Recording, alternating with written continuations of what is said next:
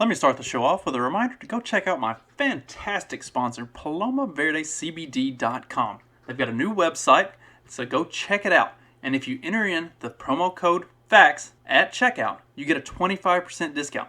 Carlos and Vanessa are awesome people.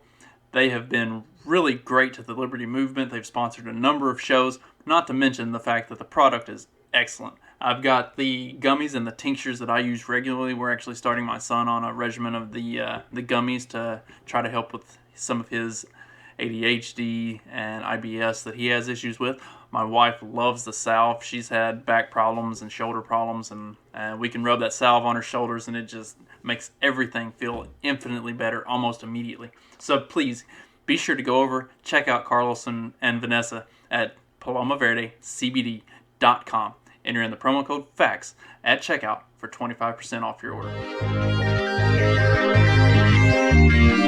This episode will be completely taken out of context. Welcome to the Fact Check This podcast.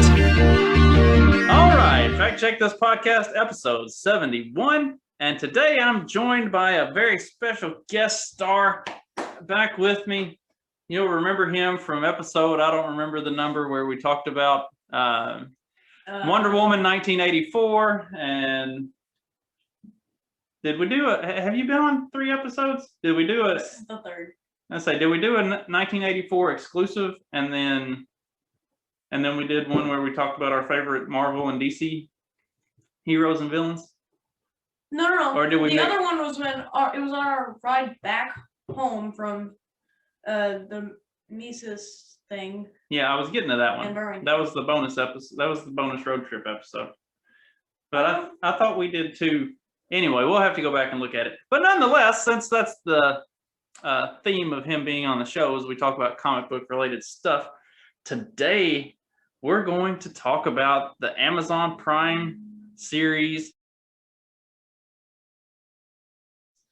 His least favorite part of the show so far is whenever, like in the beginning, wherever it gets to the part right before he says Invincible, like, and it just cuts straight to Invincible and then a blood splatter on the Invincible, like where it says it.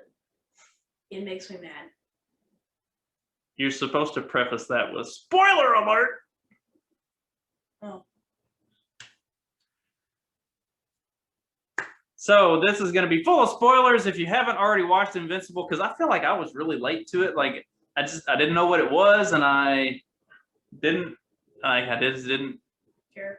Yeah, I didn't care. I wasn't sure if I wanted to watch another cartoon. And boy, was I wrong on that one. I definitely wanted to watch that. So I watched it. And then I told him, hey, I think you'll like this. We're going to watch this. So we're going to do a brief recap of episode 1. Just episode 1. Because if you have watched the series, you know at the end of episode 1, you get hit like with a massive shocker. So let's set it up. So we have at the beginning we have the heroes, and what was your take on the heroes? Well, I already knew who the Guardians of the Globe was. Guardians of the Globe. I knew who they were. I knew who Omni-Man was. I knew who Invincible was because I'm pretty sure they had comic books at one point. Yeah, they have comic books. Yeah. So I had read those. Oh, so you have. So I've read some of the comics. So yeah, I've never read the comics. Like I knew who Adam Eve was. And Team. Okay. So you already knew a little bit. But see, I had no introduction to this wasn't Invincible wasn't a comic book that I was familiar with. So this was my first exposure. But when they had all the Guardians were there, what was your analysis of the Guardians themselves? Well, I never actually seen them do anything. Like they were actually. No, you said something very, very specific when they were all like on screen. You said this is like. Oh yeah, it's a Justice League knockoff. Yeah, it is very much a Justice League knockoff. They've got a Martian character, an underwater character. You got your Red Rush. Yeah, you've got your speed guy, which is, I mean, almost identical to Flash. Let's see, you've got your Wonder Woman-esque. What was her War Woman? Yeah,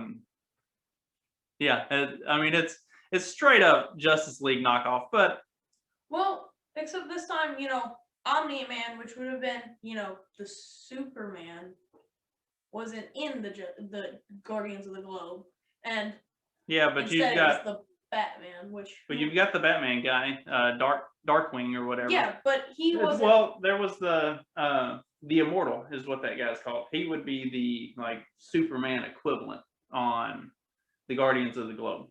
Then why would they put pretty much two Supermans?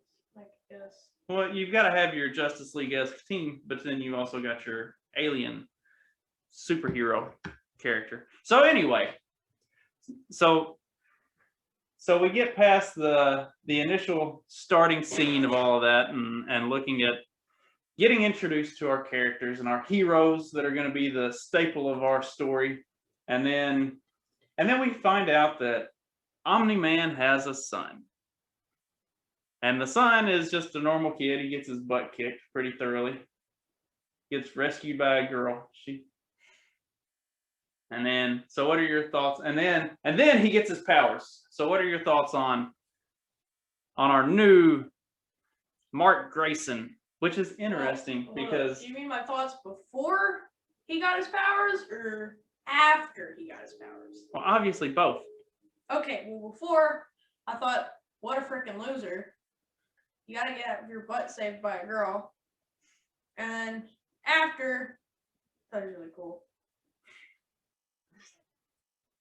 So on the getting his butt saved by the girl, I mean, at least from a... I mean, he didn't do anything when the bully picked on him. At all. It wasn't like he didn't try. He stood up for the girl. He did the right thing. Like, he was being very noble and heroic. He just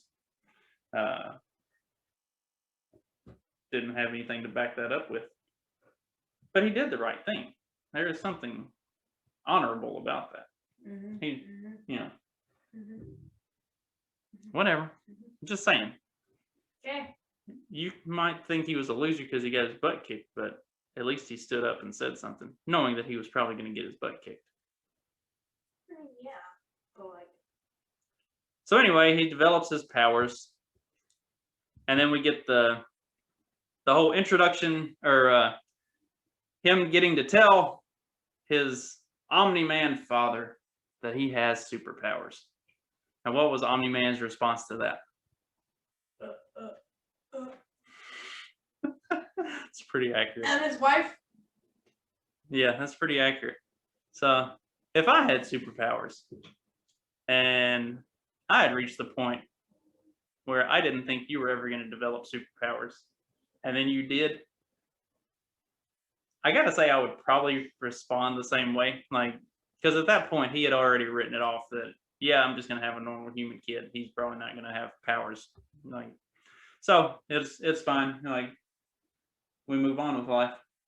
In fact, if you're the superhero and looking at it from that perspective, it's probably a little bit of a blessing that you don't have to worry about your kid having superpowers and fighting all of these crazy things. Like, he's not going to be in harm's way or think that he needs to put himself in harm's way. He can just be a normal kid and have a normal life, and go to graduate school, go to college, have girlfriends, blah blah blah. Still do all of those things. Well, we get into that as the series progresses, don't we? But we want to keep this short. Attention span of a 12-year-old. So we get to the end, and Invincible gets his new outfit. What do you think of his? I think for me, his outfit is kind of cheesy. It is. It really is. I mean, number one, he's got my old high school's team colors. It's the North Carolina blue with yellow, and it's blue, and he's got the yellow eye, and then his head is the dot of the eye. You went to North Carolina? Oh my God. No, I said our colors were North Carolina blue and yellow. Oh. attention span of a 40-year-old. So yeah, I think it's like super cheesy. His head is the dot of the eye, like it's the yellow. I definitely know what we're talking about. So. Yeah. I mean, I like the color scheme. I mean, yeah, it looks nice. It looks cheesy as well, though. Yeah. I guess if that's your. It looks kind of childish. Well, he's a child, so what do you expect? I would maybe a whole black. Lord. What? And you can't be seen at nighttime. All right. It works. How long before you start putting nail polish and mascara on? Look, I mean, if you're gonna go emo, let's go full emo. I'm gonna beat you. All right, let's finish this up. So we get like the nice final fight scene of Invincible swooping in to smash the bad guy, and the dude with the laser cannon arm. Oh yeah. He knocks him through a building. He goes like, "Who are you?" And he goes, "I'm," and then it cuts away to the thing that you hate so much. It says, "I'm," and then I'm gonna put it in right here just to piss you off. I'm gonna kill you. So we get that, and then roll credits. Except what happens next? Oh, so Omni-Man, like all you gotta set it up. You gotta set it up. You can't just jump straight into the. You've gotta set it up. So the Guardians of the Globe, I'll get a message, like their watch beeps, whenever they get a call to go fight, pretty much, and they all meet up at the headquarters, and then Omni-Man shows up. Now, hang on. So they're all. You've got to set the table. Like you have to eloquently tell the story. They all show up at the headquarters, and they all look at each other, and Darkwing or Nightwing or whatever Darkwing, he's the last one to show up, and they're all looking at him and they're like, "Why'd you call us here?" He's like, "I didn't call anybody here. Why'd y'all call me here?" So then mass confusion, everybody's looking at each other like, "WTF, mate?" And in pops Omni-Man. And then what happens? He murders all of them. Oh my god. You can't. What do you want me to say? Punches a hole through all their heads? That's pretty accurate, actually. You're supposed to and then you're supposed to eloquently tell the story of how I can't do that. Of how one of them's about to get crushed by Omni-Man, like flying in to sucker punch him through the back of the head, and Red Rush like knocks him out of the way, and then they all realize it's Omni-Man that's summoned them here. And so Red Rush like runs up on him and tries to beat him up, and you see Red Rush like pounding over and over and over as Omni-Man is like squishes his head, and he's hitting him over and over again to the point that his wrists break, and it's just flying spaghetti monster. And he squished his head and his eyeballs just pop out. And then Gross. And then all of the carnage ensues. A couple people get just straight punched through the skull. Straight, let's see. War Woman gets her head completely spun around the wrong way. Didn't she end up like puking blood at the end of that? Yeah, that was pretty gruesome. He just like straight up karate chops the Immortal's head off. Who else? What else? Oh, Darkwing gets the Loki Incredible Hulk treatment. Whew. Only he's not Loki and a god of mischief. He's just a regular dude wearing a get up to go beat up people. So doesn't work out quite as well as it did for Loki. Not just some face bruising, like some full on face explodings.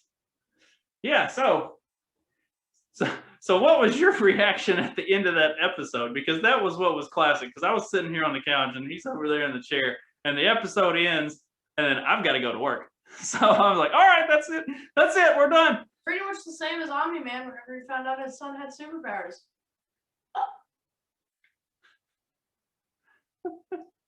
Yeah, he was like, wait, what just happened?